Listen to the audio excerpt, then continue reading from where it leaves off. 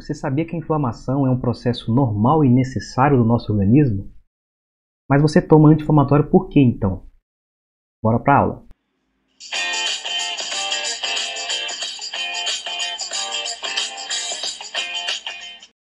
Olá pessoal, professor Marco aqui, tudo bom com vocês?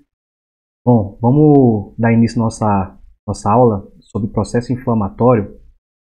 E para a gente começar a falar sobre inflamação, processo inflamatório como um todo, a gente tem que entender algumas coisas básicas aqui de imunologia. Primeiro, eu coloquei aqui essa imagem de pare, né? Representando uma barreira. Por quê, professor? Porque é o seguinte, gente, nós temos algumas barreiras físicas e químicas para tentar impedir a entrada de um invasor, né, no nosso organismo. Ou entrada, ou até mesmo bloquear ele logo no início, né? Barreiras essas, por exemplo, como a pele, nossas mucosas, né? E barreiras também químicas, como por exemplo, alteração de pH, né? pHs mais ácidos, enfim. O que acontece é que, obviamente, nem sempre essas barreiras vão ser 100% eficientes, né? Até porque se fossem, ninguém teria problema nenhum com nenhum tipo de invasor. Então, vamos supor que essa barreira ela seja ultrapassada. Então, não teve a eficiência esperada. Quando essa barreira é ultrapassada, vai dar início, então, à chamada resposta inflamatória. É bom a gente destacar o seguinte: tanto essas barreiras físicas e barreiras químicas, quanto a resposta inflamatória, fazem parte de uma imunidade chamada imunidade inata. Existe também uma imunidade chamada imunidade adaptativa, mas isso vai ser um destaque para um próximo vídeo, uma próxima aula, né? Sacando essa diferença. Mas, basicamente, de forma bem geral, a inata é aquela tipo de imunidade que a gente já nasce com ela, tá? Bom, um ponto que é bem importante. O processo inflamatório, então a inflamação, a conhecida inflamação, é um processo, gente, normal e necessário. Como assim, professor? Como que inflamação é normal e necessário? Sim, apesar de que a gente tende a achar que inflamação é uma coisa ruim, né?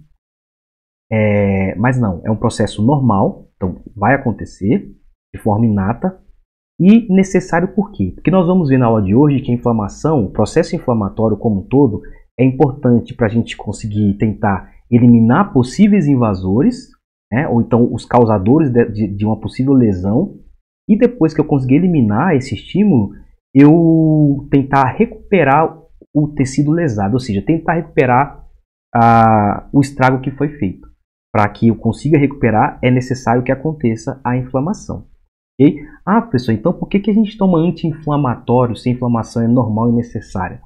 Bom, essa pergunta sempre o pessoal faz, né? Mas é importante você lembrar o seguinte: a gente toma anti-inflamatório para a gente minimizar os efeitos que a inflamação causa, tá? Não para acabar totalmente com esse processo, até porque o processo ele vai acontecer enquanto houver necessidade. Outro ponto importante: essa inflamação é uma resposta não específica. O que é isso? E a inflamação vai ser a mesma independente do causador. Então ela não tem distinção. Independente do que está causando essa lesão, vai existir inflamação da mesma forma, né? Os mesmos mecanismos, ok? E esse mecanismo é chamado de mecanismo efetor da imunidade inata. Então ele que vai efetuar essa resposta imunológica de forma inata. A inflamação e as inflamações como um todo, gente, só para a gente destacar esse início aqui, elas são denominadas com o sufixo "it". Então, acho que todo mundo já ouviu falar de faringite, amidalite, tendinite, etc. Ok? Bom, e aí esse processo inflamatório, gente, ele tem os chamados sinais cardinais da inflamação. O que é isso? O que são os sinais cardinais? São os sinais que vão acontecer em todo o processo inflamatório. Professor, quais são esses sinais? Vamos lá destacar aqui, ó. Primeiro sinal aqui, ó, dor da região inflamada. Tá? Então, a região que está acontecendo o processo inflamatório vai apresentar dor. Segundo sinal aqui, ó, calor. Então, além da dor, também a região inflamada vai estar mais quente. Além de mais quente, vai ter uma ruborização ou rubor. O que é rubor? Vermelhidão. A região vai ficar mais vermelha. Ah, esse vermelhidão vocês podem acabar encontrando também um nome mais técnico aí de hiperemia ou até eritema. Bom, tem também o chamado tumor. Não confundam, cuidado, tá? Tumor não é usado, não é um termo usado apenas no contexto de câncer, não, tá? Aqui nós vamos entender esse tumor, vamos usar uma palavra mais aplicada, né, nesse caso, que é o chamado edema, que vai ser um inchaço da região, tá, por acúmulo de líquido. E também a perda da função. Como assim? A região inflamada, ela perde temporariamente sua função. Por quê? Porque essa região inflamada, ela está preocupada agora em se recuperar. Em recuperar esse tecido que está lesionado. Ela não está preocupada em executar a sua função fisiológica. O grande problema disso é que, como a perda da função é um processo que acontece mesmo naturalmente, se eu tiver uma inflamação, por exemplo, muito severa em um órgão vital, isso pode ser um problema. Porque esse órgão vital ele vai se preocupar em resolver o problema dele, ou seja, ele vai esquecer da sua função para recuperar-se. E nessa recuperação, usando a inflamação, ele perde a função temporariamente. E aí, um órgão vital perdendo a função temporariamente, a pessoa pode vir a morrer, por exemplo. Tá? Então, nós vamos entender daqui a pouco aonde que surge, de onde que vem esses sinais. Por que a pessoa sente dor, por que sente calor na região, vermelhidão, inchaço, ou até mesmo a perda da função. Tá? Então, esses são os sinais cardinais da inflamação. Bom, professor, você falou alguma coisa de estímulo aí agora há pouco. Então, é bom destacar o seguinte, o processo inflamatório, ele sempre vai precisar de um estímulo para acontecer. Ele não acontece do nada. Então, quais são os estímulos que são capazes de gerar uma resposta inflamatória? Primeiro, infecção. Bom, professor, mas infecção e inflamação não é a mesma coisa? Não, são coisas diferentes. Infecção é a presença ou a proliferação ou a multiplicação de micro-organismos. Então, para ter uma infecção, eu necessariamente tenho que ter um micro-organismo. Por exemplo, bactérias, vírus, fungos, protozoários, etc. Então, eu tenho infecção, após a infecção ou com uma infecção, eu vou gerar uma resposta inflamatória. Então, a infecção vai levar a uma inflamação. Então, esses organismos são estímulos para que a inflamação aconteça. Mas o contrário não acontece, gente. Eu posso ter inflamação mesmo sem ter uma infecção. Como assim? Por exemplo, trauma mecânico. Estou representando aí um tapa na cara, por exemplo, mas qualquer tipo de trauma mecânico pode gerar uma resposta inflamatória. Então aqui não é uma infecção. Aqui é um estímulo, um trauma mecânico que vai levar a um processo inflamatório. Assim como, por exemplo, temperaturas elevadas, queimaduras. Eu não coloquei aqui, mas temperaturas muito baixas também podem levar ao processo inflamatório. O que mais, professor? Radiação ultravioleta, né? Aquele sol que você pega lá na praia, você fica o dia todo, nem percebe, né? A radiação ela meio que dá uma atrasada na inflamação. Você vai perceber, vai sentir a dor muitas vezes depois, você vai para o hotel, volta para casa, toma banho, aí você vai começar a sentir dor e vai bater aquele arrependimento, né? O que mais? Falta de suprimento sanguíneo ou um suprimento sanguíneo inadequado, também conhecido como isquemia. A falta de sangue chegando num tecido, isso pode levar ao processo inflamatório. Assim como necrose de células próximas, ou seja, células vizinhas que morrem, né, chamada de necrose. Isso também pode desencadear uma resposta inflamatória. Tá? E também agentes químicos. Então, toxinas, venenos, alguma substância química que porventura pode ser medicamentos, né, que podem gerar uma resposta inflamatória.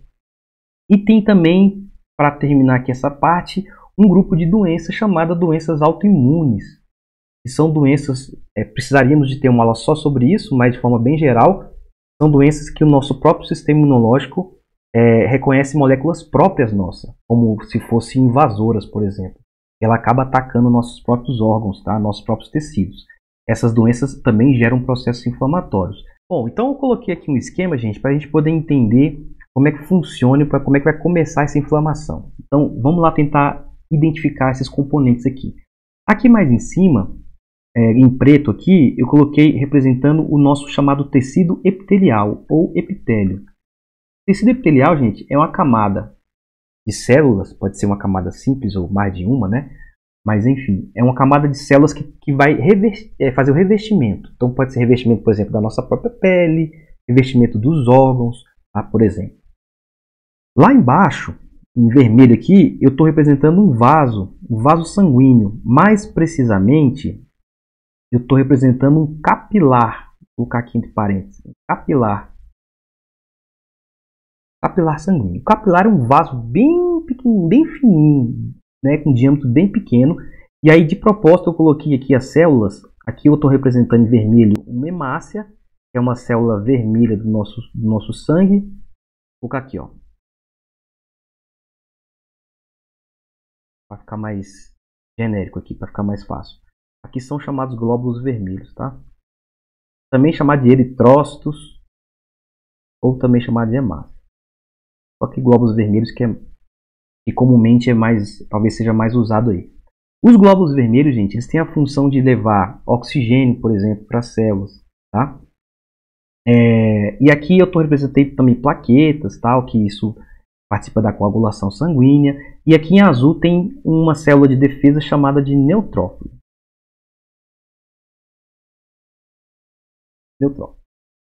Beleza. E repare que eu coloquei eles meio que um atrás do outro mesmo. Então esse capilar ele é tão fininho que não cabe muitas células aglomeradas. Elas vão meio que uma fila indiana ali, tá?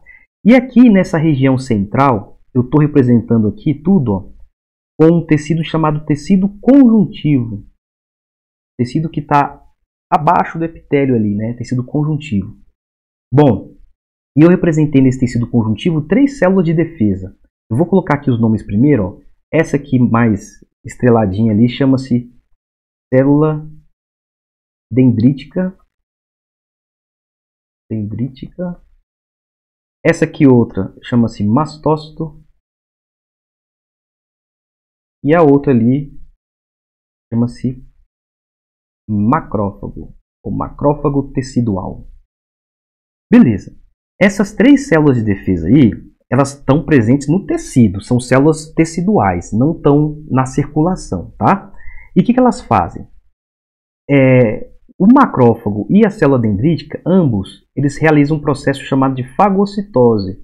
Eu vou até destacar com mais detalhes em aulas futuras, mas de forma bem geral, só para vocês perceberem, fagocitose é um processo em que essas células elas conseguem comer, entre aspas, uma partícula. Pode ser, por exemplo, uma bactéria, pode ser uma toxina, um vírus. Ela consegue englobar, ela come, entre aspas, e dentro dela existem enzimas que vão degradar esses eventuais invasores. Tá? Então, macrófago é um fagócito, ou seja, ele faz fagocitose. Célula dendrítica também é um fagócito. A célula dendrítica, além de fagocitose, ela também tem uma capacidade boa de fazer uma interação, ela interage com uma célula de defesa chamado de linfócito, tá? Que é um tipo de célula que aparece um pouco mais para frente nesse processo, na chamada imunidade adaptativa, mas ela tem uma interação aí também futuramente eu destaco para vocês. E o mastócito, repare que eu desenhei o mastócito aí com os pontinhos pretos dentro. Tá? O mastócito é uma célula que possui grânulos dentro dele. São essas bolinhas pretas. Grânulos de quê? Grânulos de compostos, chamados de mediadores. E aí eu vou destacar aqui, ó, um mediador presente no mastócito, bem famoso, chamado a histamina. Tem também, por exemplo, a heparina. tá? Histamina, para quem é mais alérgico aí, já conhece o nome chamado de tomar o antialérgico, é o antihistamínico, né? Então, o antihistamínico ele bloqueia a ação da histamina, impedindo esse processo inflamatório mais severo, ok?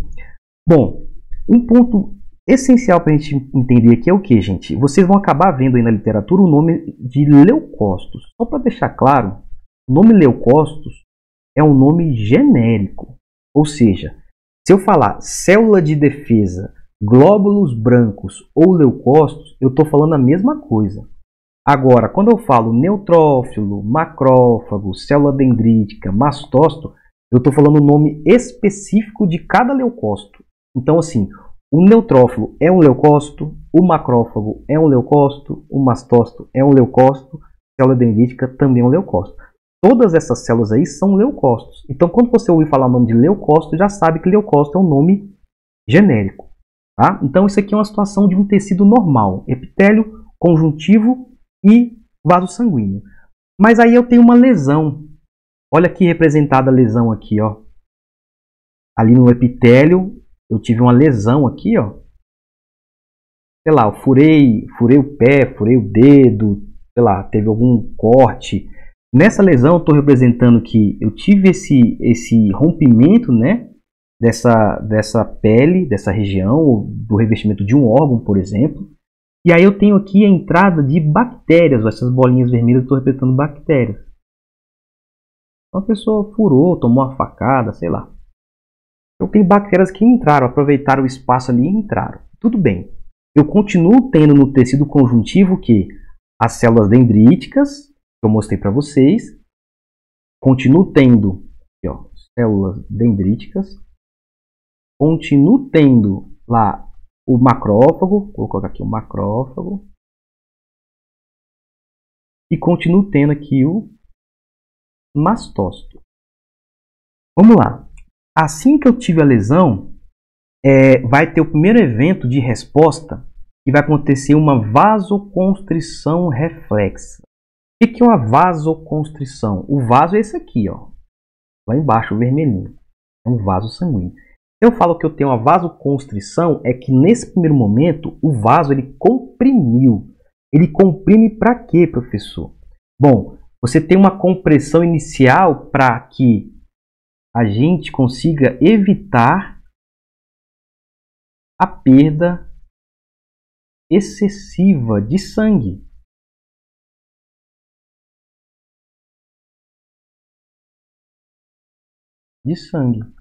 Então, inicialmente, como eu tive uma lesão, essa lesão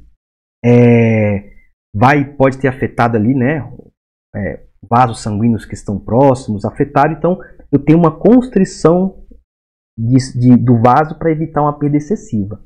Porém, num segundo momento, repare que olha o mastócito que eu coloquei aqui, ó. Olha só o que eu coloquei. Lembra que ele tinha os grânulos dentro, as bolinhas pretas? Agora ele está sofrendo um processo de desgranulação, ó, após a lesão. O que é desgranular? Ele está liberando aqueles grânulos. Lembra que grânulo é aquele? Era grânulos de histamina, por exemplo. Ó, a histamina sendo liberada aqui, ó. Histamina. Aí que vem a segunda parte do processo, que é a vasodilatação. A histamina é um potente e poderoso vasodilatador, ou seja, ela vai atuar agora nesse segundo momento dilatando os vasos. Então os vasos eles vão estar mais dilatados, tá? Então eu vou ter uma vasodilatação. E aí repara o seguinte, olha o que eu desenhei ali, ó. Olha o vaso sanguíneo. A gente muitas vezes representa o vaso como eu tinha representado anteriormente, né? Como se fosse um tubo assim, né? Só que, gente, o vaso não é um tubo totalmente fechado, vamos dizer assim. Se você der um zoom nesse tubo, nesse vaso sanguíneo, que você vai ver é isso aqui, você vai ver células, chamadas células do endotélio. Endotélio. E aí elas são células bem juntinhas, né? São células bem justapostas. Só que pensa o seguinte comigo, ó, olha só, se eu estou com células justapostas bem juntinhas aqui, se eu dilato o vaso, essas células começam aqui a se separar, a ficar espaçadas entre elas. E aí que vai começar a acontecer algumas coisas. Depois dessa vasodilatação, olha o que vai acontecer, ó. Eu só estou aumentando o diâmetro do vaso. Olha só a quantidade de células que tem aqui chegando na região. Já não é mais aquela filinha indiana, eu já consigo aglomerar mais células. Isso é importante por algumas coisas. Primeiro, se está chegando mais sangue nessa região inflamada, ó, vou colocar aqui do lado, ó, mais sangue, o que vai acontecer? Você vai ter calor na região, porque o sangue leva o calor para o nosso corpo. Tá? Então, por isso que a região fica quente, que é um sinal cardinal que nós falamos. A região ficou quente porque está chegando mais sangue, porque o diâmetro aumentou do vaso. Segundo, rubor ou vermelhidão. A região fica vermelha ou mais vermelha pela presença maior de sangue. Além disso, gente, como eu estou espaçando essa célula, gente, o sangue tem um componente que é o plasma, que é a parte líquida, e começa a extravasar aqui, ó. Então eu começo a ter água e proteínas aqui, ó. Então essa presença de água e proteínas aqui gera um inchaço da região, chamado de edema. Então a presença de água no chamado interstício, entre as células, não dentro das células, entre. Então você vai ter acúmulo de água aqui, ó, chamado de muitas vezes de exudato. Tá? Beleza, o que é mais importante aqui, gente? Óbvio, chegando mais hemácias também, você tem uma maior oferta de quê? De oxigênio nessa região, mais oxigênio, além de mais nutrientes também vão estar chegando. Por que isso aqui é importante, professor? Ora, se a inflamação ela visa uma recuperação, consertar um dano ali, né, uma lesão, eu vou precisar de ter produção de células também, né? Recuperação de tecido. Para isso é importante que eu tenha bastante oxigênio e bastante nutriente presente, tá? Nessa região aí. Então beleza, então eu já tive ali calor, vermelhidão, edema. Olha só o que vai acontecer. Desculpa, além disso, antes que eu esqueça, esse líquido aqui, ó, no interstício, no tecido, ele é importante também que ele pode ajudar até a diluir, tá? Ele pode até ajudar a diluir, por exemplo, toxinas, né? Diluição, por exemplo, de possíveis toxinas presentes. Tá? Além disso, um ponto bem importante para a gente destacar aqui antes da gente passar para o próximo ponto. Nessa etapa também acontece a conversão de um composto chamado fibrinogênio em fibrina. A fibrina ela vai meio que criar uma cápsula nessa região inflamada aí, né? Então ela vai meio que blindar essa região inflamada, ela vai compartimentalizar a inflamação. Por que é importante eu meio que criar entre aspas, uma bolha aqui, né? Uma capa. É importante por duas coisas para a gente poder pensar. É importante para que a inflamação e o processo inflamatório aconteça apenas nessa região, que eu não gere essa inflamação em outros tecidos que não seja necessário que aconteça. Isso impede, por exemplo, a chamada inflamação sistêmica. Isso impede que a inflamação se espalhe para outros tecidos e outros órgãos, tá?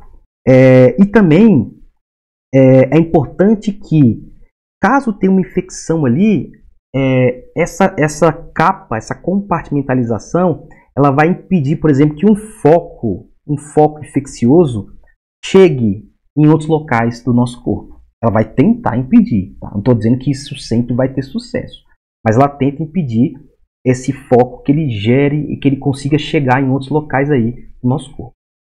Beleza, então vamos lá para a parte agora que está acontecendo o processo. Então veja bem, eu coloquei novamente ali o tecido.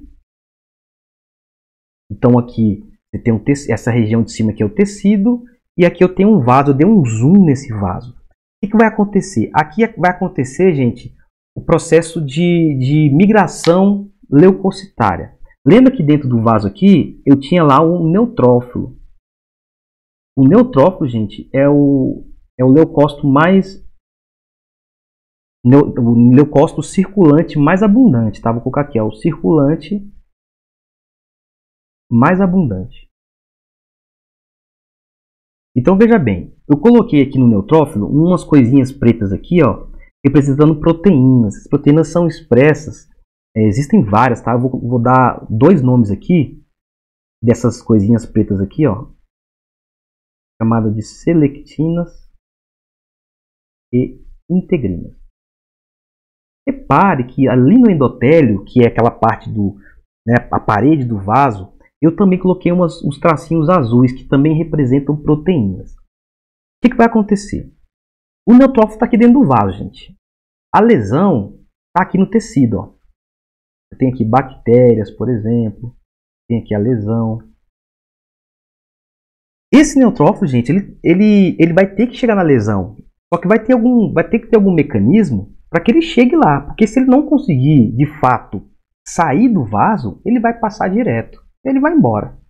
Então, ele vai começar a passar por alguns processos.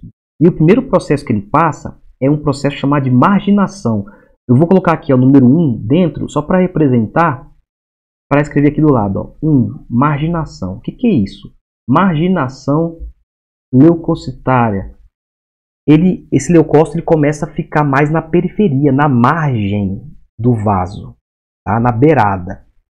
Depois, ó, 2 aqui, ó. 2, ele começa a sofrer como se fosse um rolamento, né? Rolamento. O que é isso? Eu coloquei até uma setinha ali para representar. Ele vai rolando mesmo. Por quê? Porque, gente, vai precisar de existir um encaixe entre as proteínas ali de membrana do neutrófilo com as proteínas de membrana do endotélio. Então ele vai rolando até que um momento, ó, rolando até que essas proteínas girem e consigam se encaixar aqui, ó, na próxima imagem. Quando elas se encaixarem, vai ter a ligação mesmo. Você tem ali a chamada adesão.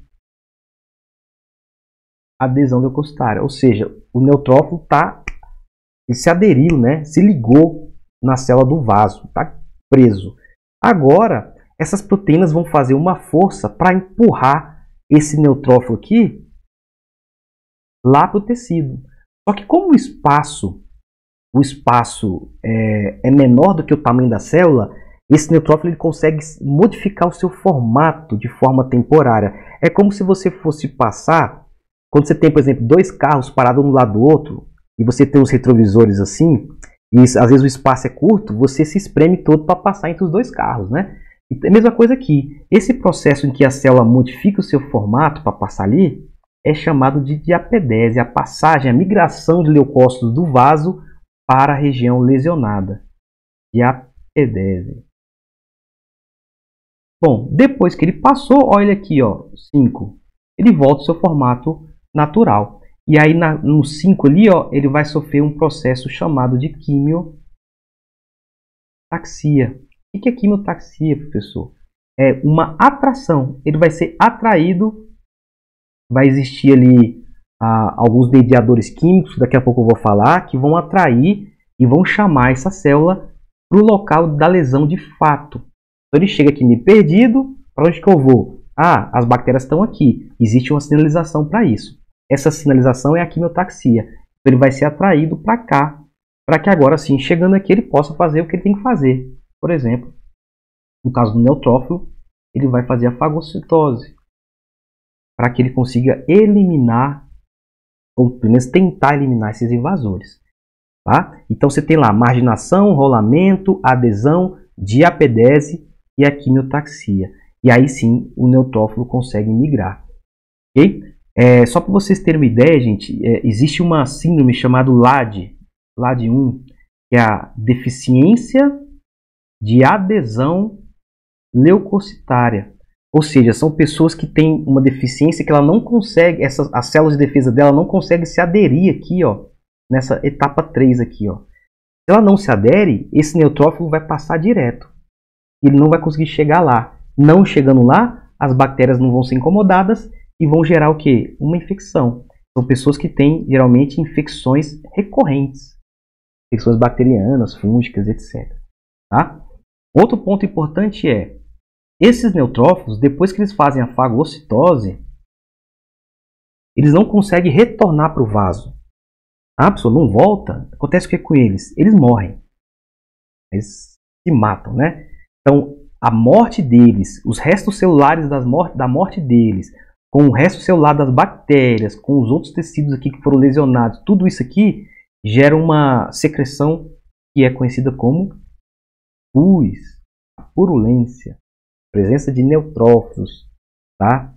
Associado muitas vezes à presença de bactérias. E isso também, talvez uma aula futura eu consiga detalhar melhor. Beleza.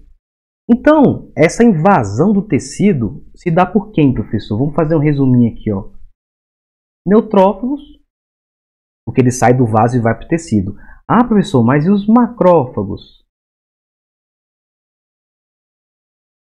As células dendríticas também participam? Participam. Só que elas já estão no tecido, já são células teciduais, tá? Então já são teciduais. Elas não precisam invadir os tecidos, elas fazem parte dos tecidos. E acontece também, gente, a presença de uma outra célula chamada de monócito, que é circulante. Quando os monócitos chegam nos tecidos, eles passam a ser chamados de macrófagos. E aí é bom a gente destacar a seguinte situação, ó. O macrófago também vai chegar lá, vai querer fagocitar tudo. O macrófago é um cara bem brigão, tá? Então, existem dois tipos de macrófago. O chamado macrófago M1 é esse que faz a fagocitose, que vai matar lá os invasores, tá? E tem um chamado M2. O M2 ele não é uma célula que vai, digamos assim, tentar matar o invasor, eliminar o invasor. Depois que tudo der certo, e se tudo der certo, você eliminar esse possível invasor, impedir que ele se multiplique, vai ficar uma bagaça ali, tudo destruído. Eu tenho que fazer o quê? Recuperar aquela região, pelos processos de regeneração e cicatrização. Isso também é uma aula futura. Mas, antes de eu cicatrizar ou regenerar, eu tenho que limpar aquela bagunça. Então, o macrófago M2 ele é responsável pela limpeza do local. Cuidado, é a limpeza do resto. Ele vai limpar o resto, vai limpar a área, e depois que eu limpar a área, eu consigo de fato produzir novas células, se for possível, depositar fibras. Então eu posso fazer regeneração, posso fazer cicatrização. Esse processo aqui de limpeza também pode ser conhecido como debridamento. Debridamento fisiológico, né? Debridamento fisiológico. E um outro ponto importante, esse macrófago M2, ele atua como um fenômeno resolutivo, né? Já está na fase resolutiva da coisa. Eu já matei o invasor, já eliminei o invasor. Agora eu vou resolver. O que é resolver? Eu vou regenerar, vou recuperar meu tecido que eu perdi. Então o macrófago M2 trabalha na fase resolutiva. Além do macrófago M2, essa fase resolutiva vai ter uma ação da hipófise, que é uma glândula, que vai estimular uma outra glândula chamada adrenal. E aqui, como curiosidade, ó, a adrenal vai produzir e liberar um composto conhecido como glicocorticoides. Não sei se você já reparou ou já se perguntou por que quando você às vezes está com alguma inflamação, por exemplo, rinite, você tem que tomar um corticoide. O corticoide, gente, depois que está tudo acabando, eu não tenho que resolver o problema. Agora eu vou só fazer regeneração e cicatrização. Já acabou a invasão. Então, o glicocorticoide, gente, ele é um imunossupressor.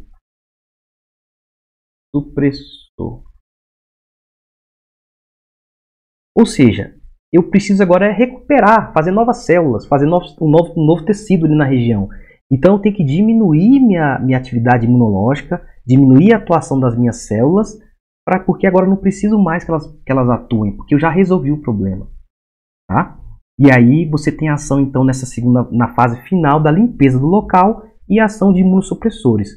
Por isso, de novo, quando você tem uma alergia, por exemplo, uma rinite, que seja, você toma um corticoide, porque você está tentando reduzir os efeitos imunológicos que estão muito, digamos assim, muito altos naquela alergia, naquela rinite, por exemplo. Você está tendo uma super atuação do sistema imunológico. Então, eu tenho que diminuir esse processo. Imunossupressores também são muitas vezes usados em doenças autoimunes. A doença autoimune não é você que está atuando contra você mesmo? Então, como que eu posso diminuir a atuação do meu sistema? Suprimindo ele, né? Deprimindo ele. Como que eu faço isso? Corticoide. Beleza? Bom, e aí, para a gente ir fechando aqui, as substâncias que estão envolvidas na inflamação, professor. Existem muitos mediadores químicos. Tem. E aí esses mediadores, essas substâncias, têm as derivadas do plasma, né, da parte líquida do sangue, e tem as derivadas de células. Bom, eu vou citar, não vou entrar muito em detalhe, que talvez a gente que seria até mais de uma aula, na verdade, que tem coisas bem complexas aqui, mas em geral, gente, essas substâncias, elas atuam, na maioria das vezes, como vasodilatadoras,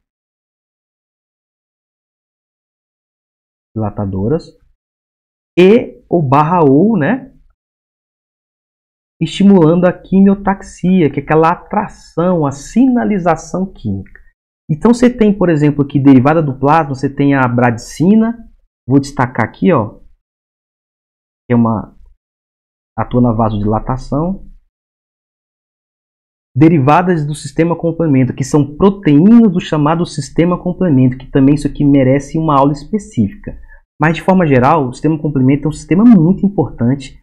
Ele vai atuar em diversos processos imunológicos. Tá? É um conjunto de proteínas. Vou citar aqui, só para ilustrar, você tem uma chamada C3A, C5A, C3B. Então, elas atuam tanto na quimiotaxia,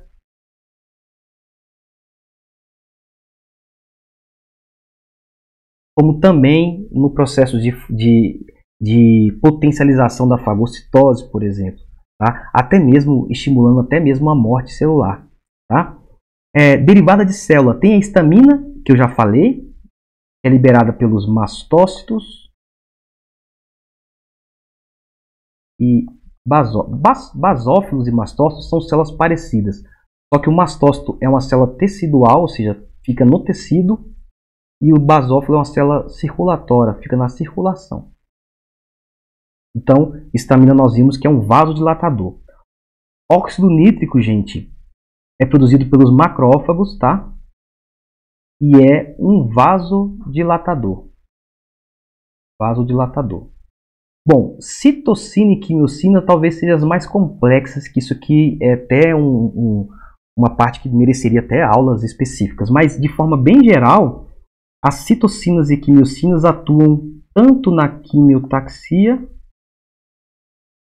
sinalizadores, né, e atração, e também, gente, ativação de leucócitos, de outras células de defesa.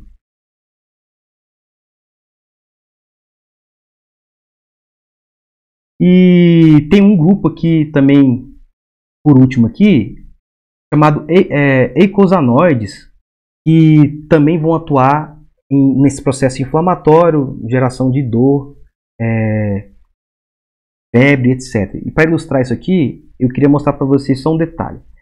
Lembra que eu falei que está tendo morte celular ali, né? E as células, gente, elas são compostas na sua membrana plasmática, a parte que reveste a célula, de um composto chamado de fosfolipídio. Vocês devem ter visto isso um dia na vida aí, né? Lipídio. Só para a gente esclarecer, ó, o fosfolipídio, ou os fosfolipídios, eles vão ser, a célula morreu, os fosfolipídios são degradados por fosfolipase, são enzimas que degradam esses fosfolipídios, gerando um ácido chamado ácido araquidônico. Araquidônico tem esse nome só como curiosidade, porque ele foi descoberto inicialmente em aranhas, tá? Esse ácido araquidônico vai sofrer a ação de enzimas diferentes. Vou colocar o nome aqui só para ilustrar, chamado LOX e COX. Tá? Tem COX-1, COX-2, mas enfim. O LOX ele dá origem aos leucotrienos e pelo COX aqui dá origem, por exemplo, a prostaglandinas. Depois essa prostaglandina vai ser convertida aqui em tromboxano. Enfim.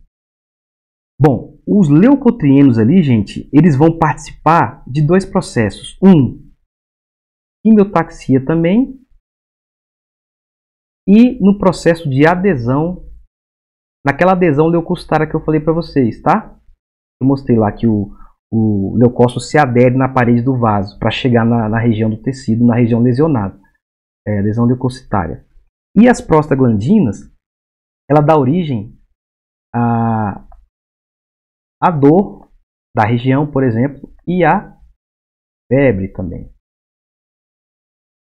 Quando vocês forem estudar aí farmacologia, por exemplo, vocês vão estudar lá os anti-inflamatórios não esteroidais.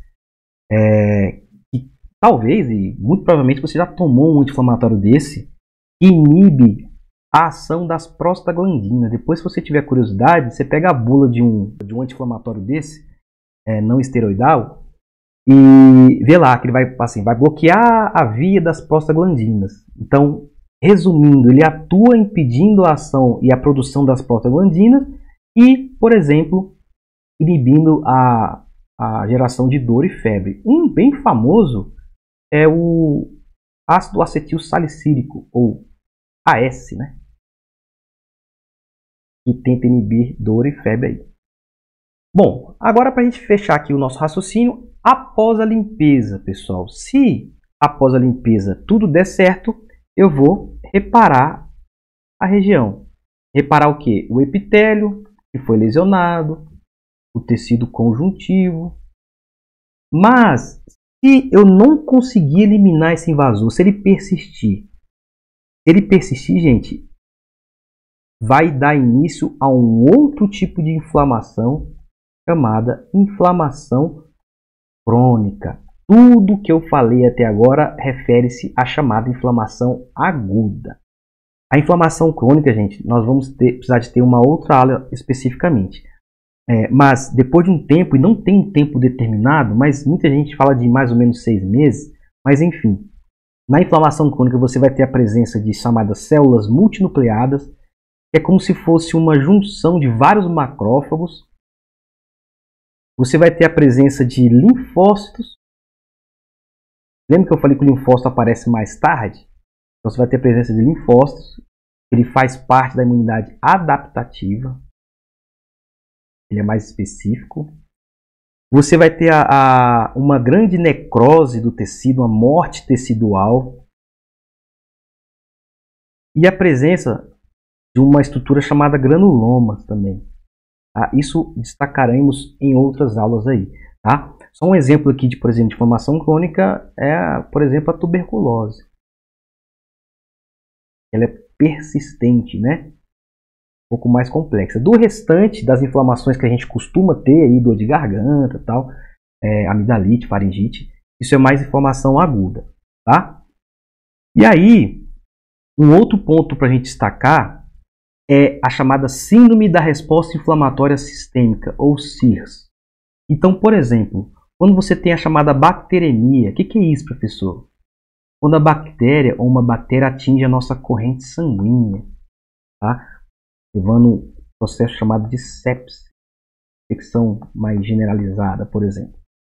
Quando eu tenho isso, essa bactéria se espalhou, eu tenho esse processo inflamatório não local mais, eu tenho esse processo inflamatório de forma sistêmica, gerando então aquela vasodilatação de forma sistêmica. E isso, gente, é grave. Por quê?